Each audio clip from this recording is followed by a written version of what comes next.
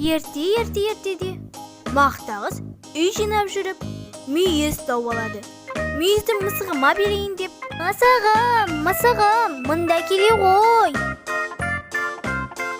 Мяу, мақтағыз үй жинатып қояр.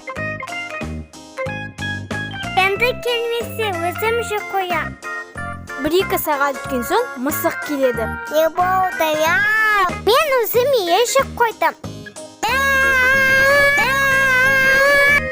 Сүті неге төктің? Құйрығыңды тартып ала.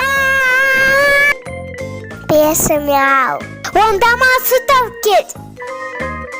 Мысық сөйтіп сүт іздеуге кетті. Мысық пониге келіп, Пони шөлпесі. онда сен маған жапырақ алып кел. Мысық жапырақ алу үшін ағашқа келеді. Касы жапырақ бесі. Онда сен маған су алып кел. Мысықтың алдынан су ұстаған қыздар шығады. Кысы шөлпесі. Онда бізге сағыз алып кел. Мысық дүкеншіге келеді. Дүнгенне сағызы ал. Маған жұмыртқа алып кел. Сөйтіп мысық тауыққа келеді. Маған жұмыртқа бесі. Маған жем берші. Сонда жұмыртқа берем. Мысық сонда тышқанды көріп, тышқанды ұстап алады. Тышқан маған бесі. Берем.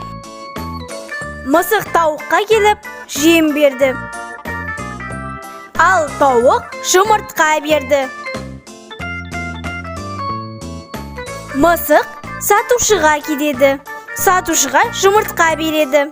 Ал сатушы оған сағыз береді. Сағыз неге аз? Өйткені бір жұмыртқа көп сағызға жетпейді. Мысық қыздарға келеді. Мысық оларға сағыз береді. Ал қыздар су береді. Мысық ағашқа келеді. Ағашқа су береді. Ағаш жапырақ береді. Мысық пониге келеді. Мысық оған жапырақ береді. Ал пони сүт береді. Мысық мақтағызға келеді. Мысық мақтағызға сүт береді. Ал мақтағыз оған құйрығын береді. Ертегінің соңы. Hold up.